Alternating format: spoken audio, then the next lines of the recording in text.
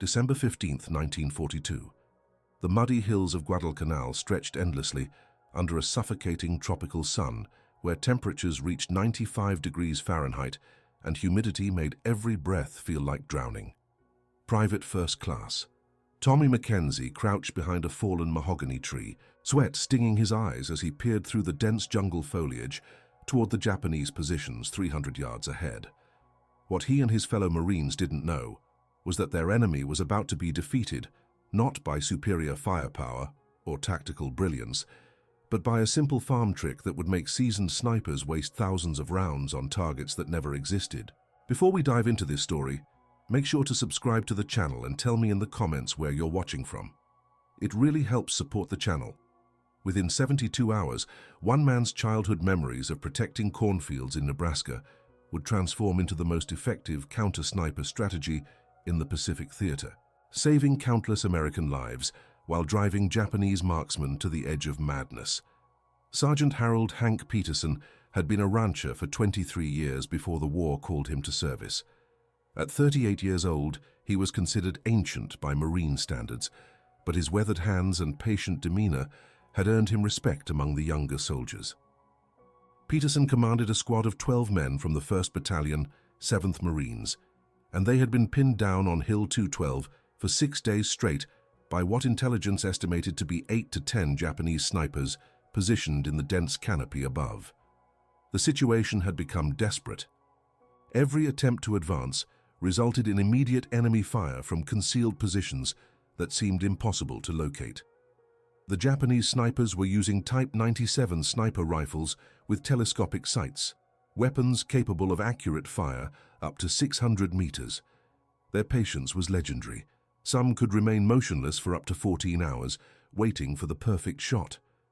"Sarge, we lost another man trying to reach that water source," reported Corporal James Mitchell, crawling back to Peterson's position with his uniform torn and mud-caked on his face. "They got eyes on everything. Can't even take a leak without drawing fire." Peterson nodded grimly, studying the terrain through his field glasses. The Japanese had chosen their positions brilliantly.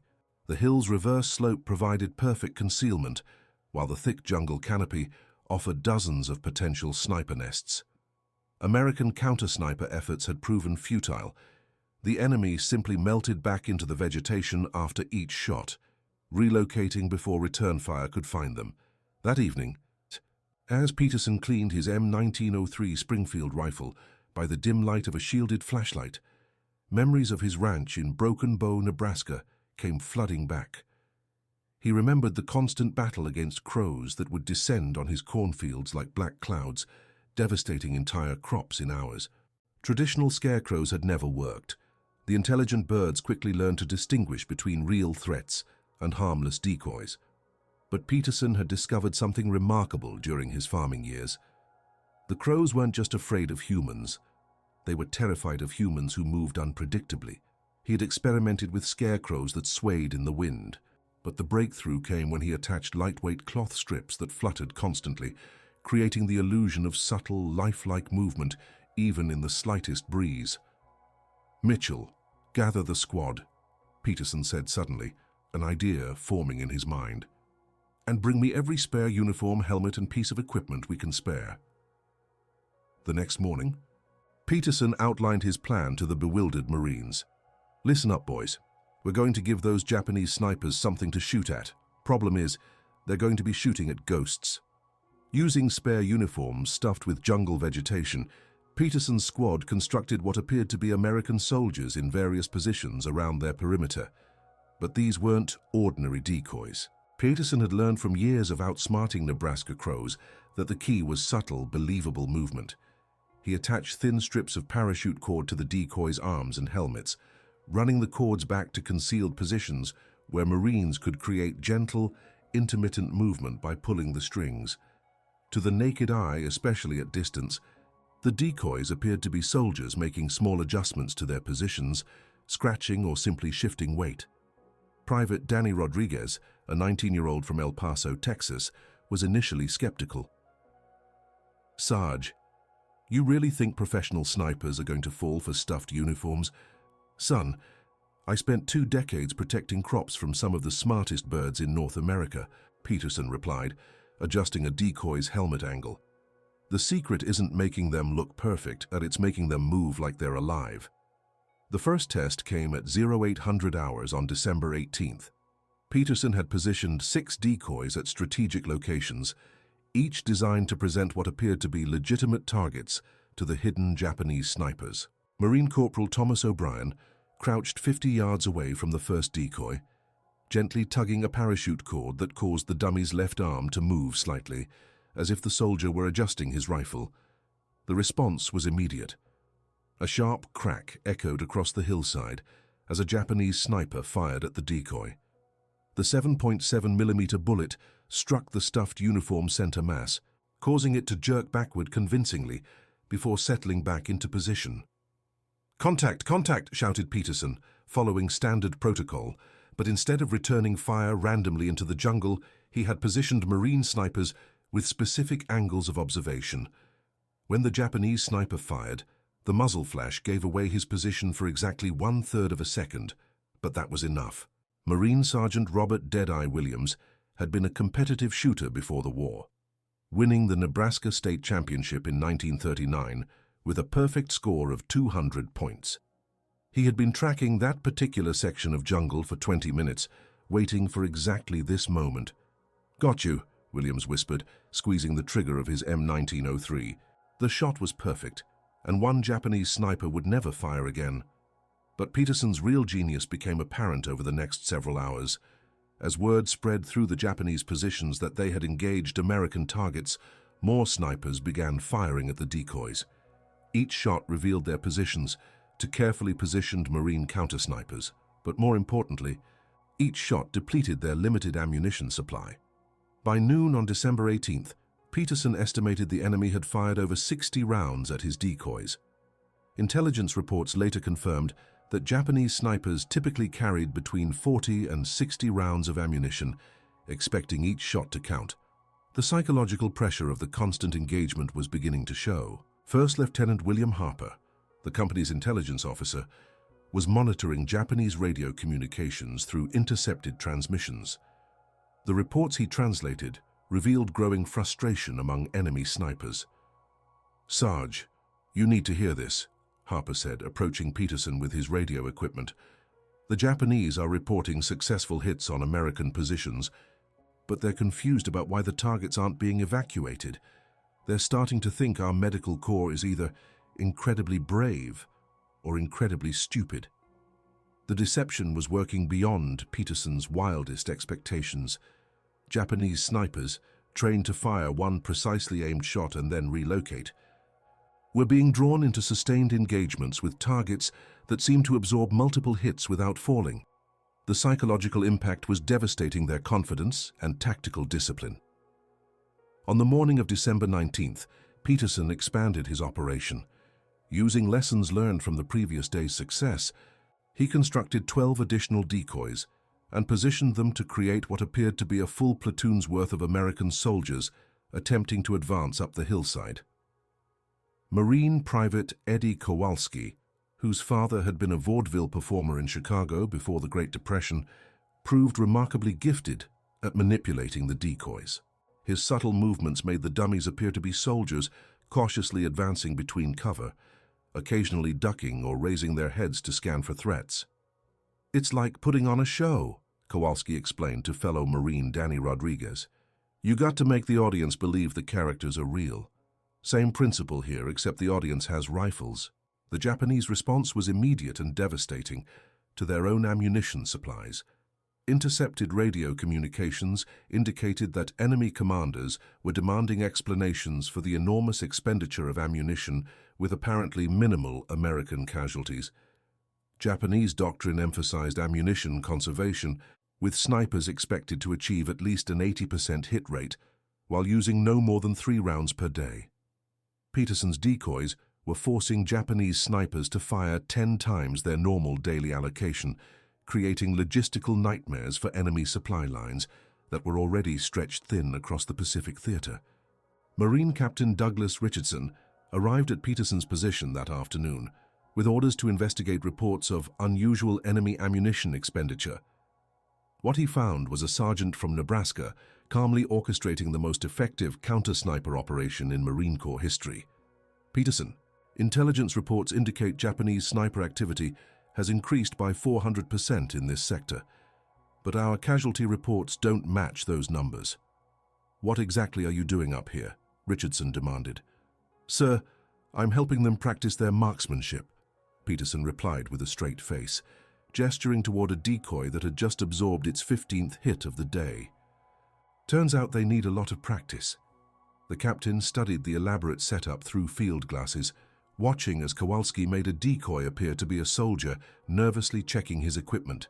Seconds later, another Japanese shot rang out, striking the dummy in the shoulder area. My God, Peterson, how long can they keep this up? Well, sir, based on standard Japanese ammunition loads and their current rate of fire, I estimate they'll be completely out of rounds by tomorrow evening. After that, those positions become a lot easier to take. Richardson's expression shifted from confusion to admiration as he grasped the full implications of Peterson's strategy. Carry on, Sergeant. And next time you submit a requisition for extra uniforms, I'll approve it without questions. By December 20th, the psychological pressure on Japanese snipers had reached a breaking point. Radio intercepts revealed heated arguments between snipers and their commanders about ammunition resupply. Several Japanese marksmen reported that American soldiers appeared to possess supernatural durability, absorbing multiple direct hits without falling or calling for medical assistance. The cultural implications were devastating. Japanese military doctrine emphasized the spiritual power of the emperor's soldiers and the inferiority of American fighting spirit. Encountering enemies who seemed immune to expertly placed sniper fire created profound psychological trauma that extended far beyond tactical considerations. Warrant Officer Takeshi Yamamoto had been considered one of Japan's finest snipers before the war, with over 200 confirmed eliminations during the conflict in China. His precision with the Type 97 rifle was legendary among his unit, and his patience had been tested in conditions ranging from Manchurian winters to tropical jungles. But Peterson's decoys were destroying Yamamoto's confidence shot by shot. He had personally fired 18 rounds at what appeared to be the same American soldier, watching each bullet strike center mass, only to see the target continue moving and adjusting position as if nothing had happened. This is impossible, Yamamoto whispered to his spotter, Sergeant Hiroshi Tanaka. No human being can survive what I have done to that soldier. Either my rifle is malfunctioning or these Americans are not human. Tanaka, peering through binoculars, was equally confused. Sir, the target appears to be checking his equipment again. Perhaps we should conserve ammunition. For a Japanese sniper to suggest conserving ammunition was tantamount to admitting defeat. Yamamoto had been raised to believe that every shot fired in service of the emperor was sacred, and that precision marksmanship was a reflection of spiritual purity. Peterson's Scarecrows were undermining fundamental beliefs about Japanese military superiority. Meanwhile, Marine intelligence was documenting the operation's incredible success. Colonel James Patterson, commanding officer of the 1st Battalion 7th Marines, reviewed the reports with amazement. In 3 days, Peterson's squad had eliminated 7 Japanese snipers while suffering 0 casualties. Enemy ammunition expenditure in their sector had increased by over 600%, creating supply problems that extended throughout the Japanese defensive network. This Nebraska rancher has achieved what 3 weeks of conventional tactics couldn't accomplish. Patterson noted in his official report to division headquarters, enemy sniper effectiveness has been reduced by an estimated 75%, and their psychological condition appears to be deteriorating rapidly. The operation's success attracted attention from the highest levels of Marine Command.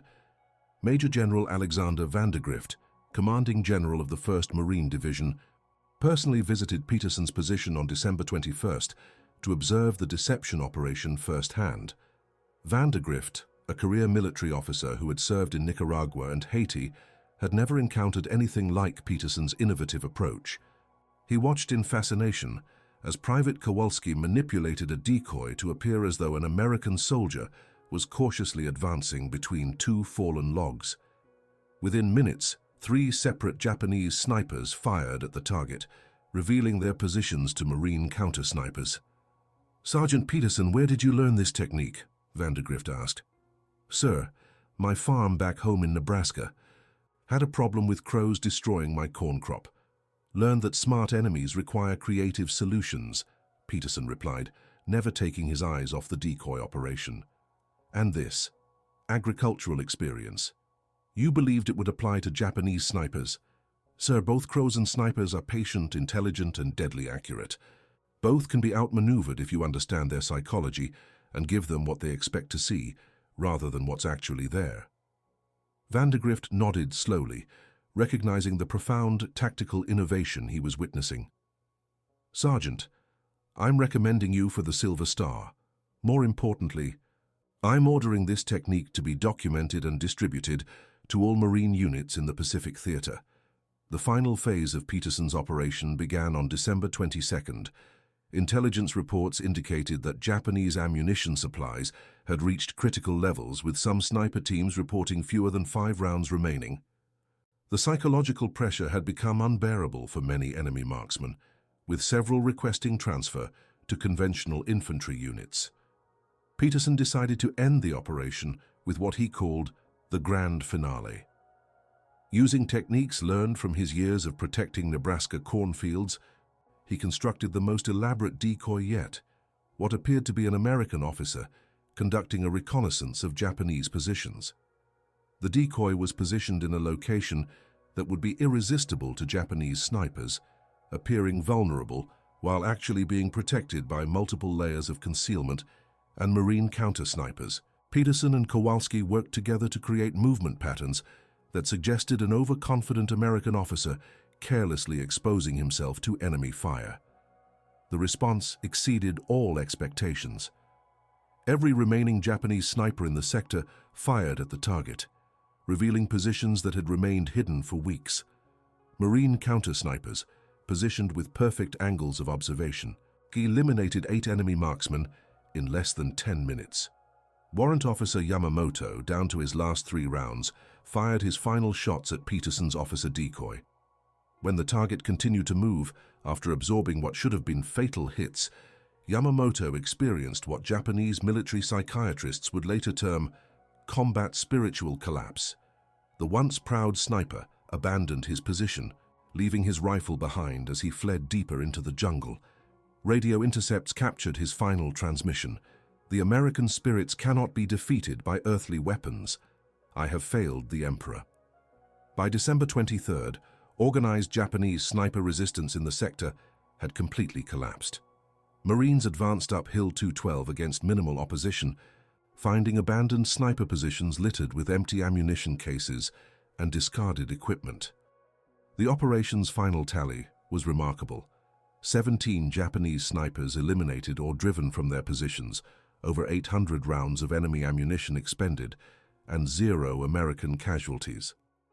Peterson's innovative tactics had achieved what conventional military doctrine said was impossible, defeating enemy snipers without exposing friendly forces to return fire. Marine intelligence estimated that the operation had accelerated the timeline for securing Guadalcanal by at least 2 weeks, potentially saving hundreds of American lives.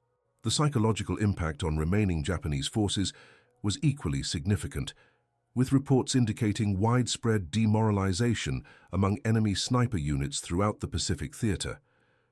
First Lieutenant Harper submitted a detailed analysis of the operation's success to Marine Corps headquarters, emphasizing the innovative thinking that had emerged from civilian experience rather than military training. Sergeant Peterson's background as a Nebraska rancher provided insights that traditional military education could not have developed, Harper wrote. His understanding of animal psychology, specifically the behavior of intelligent pest species, proved directly applicable to human adversaries employing similar tactics. The report continued. This operation demonstrates the value of non-traditional thinking in addressing tactical challenges. The enemy's professional military training actually worked against them, as they responded to decoys exactly as their doctrine dictated, rather than adapting to unconventional circumstances. Peterson's Scarecrow tactics were rapidly adopted by Marine units throughout the Pacific, with variations tailored to local conditions and enemy behavior patterns. The technique proved especially effective against Japanese snipers, whose cultural emphasis on precision and spiritual significance of marksmanship made them particularly vulnerable to psychological manipulation.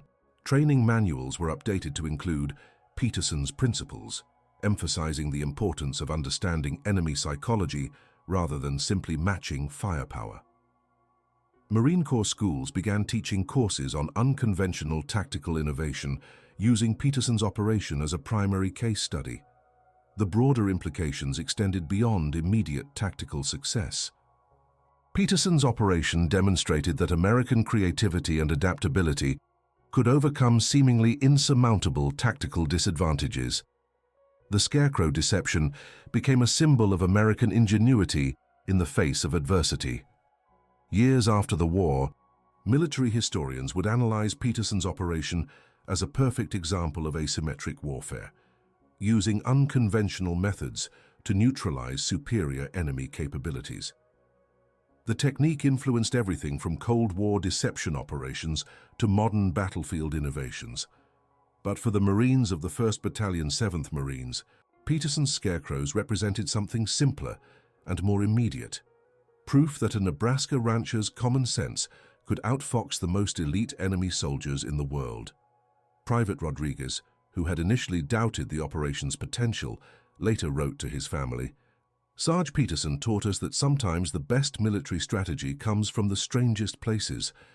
Who would have thought that fighting crows in a cornfield would prepare someone to defeat Japanese snipers? But that's exactly what happened." The operation's success created lasting bonds among the Marines who participated. They had witnessed firsthand how creative thinking could overcome seemingly impossible odds, and how civilian experience could provide solutions that military training never considered. Peterson himself remained characteristically modest about his innovation. When interviewed by war correspondents weeks later, he deflected praise and emphasized the courage of the Marines who had implemented his unusual tactics. "All I did was remember some tricks I learned protecting corn from smart birds," Peterson said.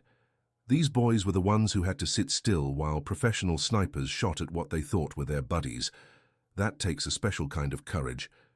The Scarecrow operation became legend within Marine Corps culture, passed down through generations of officers and enlisted men as an example of American resourcefulness. Peterson's techniques were studied, refined, and adapted to dozens of different tactical situations throughout the remainder of the Pacific campaign. Japanese military analysis of the operation, discovered in captured documents after the war, revealed the profound psychological impact Peterson's deception had achieved.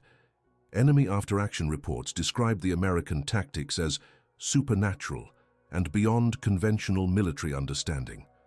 One captured Japanese officer wrote, "The Americans have developed weapons that make their soldiers immune to our finest marksmanship. This suggests technological advancement far beyond our intelligence estimates.